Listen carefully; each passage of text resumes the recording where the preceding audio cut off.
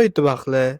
Bugun sizlarga 1 millionlik bo'lgan budjetga eng yaxshi tanlov bo'lgan mashinani sizlarga ko'rsataman. Agar endi o'yinni boshlagan bo'lsangiz yoki budjetingiz 1 million atrofida bo'lsa, bu variantni albatta ko'rib chiqing. Albatta, undan kuchliroq mashinalar ham bor, lekin 1 million budjet ichida bu eng yaxshi tanlovlardan biri.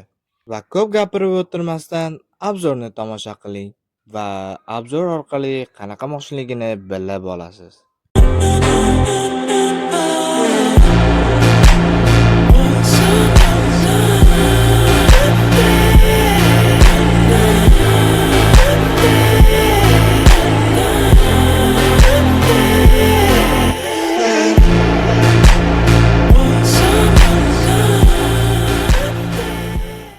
Ha, siz bu mashinani taniysiz.